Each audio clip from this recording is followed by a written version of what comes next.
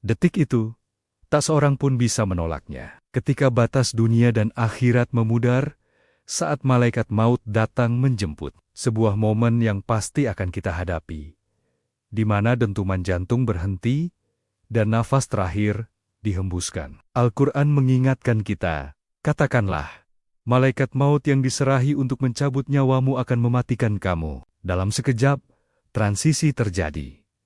Waktu terasa berhenti. Dunia yang kita kenal perlahan lenyap, berganti dengan dimensi lain yang remang, menanti kedatangan sang utusan. Ini bukan akhir, melainkan gerbang menuju keabadian. Apa yang sebenarnya terjadi pada detik-detik terakhir itu? Rasulullah SAW pernah bersabda, menjelaskan dua skenario yang sangat berbeda. Saat ruh seorang mukmin akan keluar, ia disambut oleh malaikat yang wajahnya putih bersinar, membawa kain kafan dari surga. Ruh itu keluar dengan begitu lembut dan mudah, seperti air yang menetes dari bibir wadah. Sebuah pemandangan penuh kedamaian, disambut oleh cahaya yang menenangkan. Namun, skenario yang mengerikan menanti ruh orang kafir. Rasulullah menggambarkannya seperti besi panas yang dicabut dari bulu domba yang basah. Proses yang menyakitkan, penuh kekasaran, di mana ruh ditarik paksa dari setiap urat dan sendi. Bayangan kelam menyelimuti proses itu, diiringi suara gemuruh yang menakutkan. Dalam sekejap, semua yang kita cintai, semua ambisi, semua ketakutan, lenyap tak berbekas. Hanya satu yang tetap mengikuti, amal. Bagi banyak orang, malaikat maut adalah figur yang menakutkan. Namun, bagi orang beriman, ia adalah utusan yang datang dengan penuh kelembutan. Ia hanya menjalankan perintah Allah dengan presisi dan kasih sayang bagi hamba-hamba yang dicintainya. Sebagaimana diriwayatkan dalam sebuah hadis, malaikat maut akan duduk di sisi kepala seorang mukmin dan berkata dengan lembut, "Wahai jiwa yang tenang, keluarlah menuju ampunan dan keridaan Allah."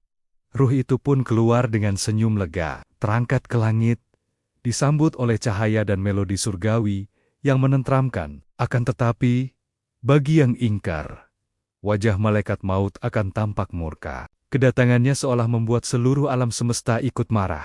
Langit menjadi kelam, petir menyambar, dan angin bertiup kencang. Tubuh gelapnya ditarik dengan kasar dari jasad, sebuah perpisahan yang penuh teror dan penyesalan. Cara malaikat maut datang sepenuhnya bergantung pada bagaimana kita menjalani hidup. Setelah ruh terlepas dari jasad, perjalanan sesungguhnya baru dimulai. Dalam hadis panjang yang diriwayatkan oleh Al-Bara bin Azib, Rasulullah menjelaskan perjalanan ruh seorang mukmin. Ruh yang wangi itu akan dibawa naik menembus lapisan langit, satu persatu. Di setiap pintu langit, para malaikat penjaga akan bertanya, "Ruh, siapa yang harum ini?" Dan dijawab oleh malaikat pembawa, "Inilah ruh si Fulan, hamba Allah yang saleh." Ruh itu disambut dengan penuh hormat di setiap tingkatan, dikelilingi cahaya, hingga akhirnya tiba di hadapan Allah di langit ketujuh, sebelum kembali ke alam barzah yang lapang dan penuh nikmat. Sebaliknya, ruh orang jahat yang berbau busuk akan ditolak di setiap pintu langit. Tidak ada satupun malaikat yang mau membukakan pintu untuknya. Hingga akhirnya, ruh itu dilempar kembali dengan hina ke bumi, terperangkap di alam barzah yang sempit dan penuh siksa. Sebuah perjalanan yang berakhir dalam kegelapan dan kesendirian yang abadi. Menariknya, sains modern pun seolah memberikan petunjuk kecil tentang momen ini. Banyak penelitian menemukan bahwa beberapa detik setelah kematian klinis, saat jantung berhenti berdetak, aktivitas di otak manusia masih terekam. Fenomena yang dikenal sebagai near-death experience atau pengalaman menjelang ajal juga sering dilaporkan. Pasien yang kembali sadar mengaku melihat cahaya terang, mendengar suara lembut, bahkan merasa keluar dari tubuh dan melihat jasad mereka dari atas. Sains mungkin belum bisa menjelaskan sepenuhnya apa yang terjadi. Para ilmuwan mengakui bahwa ada kemungkinan kesadaran tidak terikat sepenuhnya oleh tubuh fisik. Namun, bagi orang beriman, hal ini bukanlah misteri. Ini adalah tanda-tanda kecil yang menguatkan keyakinan bahwa ruh adalah entitas abadi yang hanya menunggu panggilan untuk kembali kepada Sang Pencipta.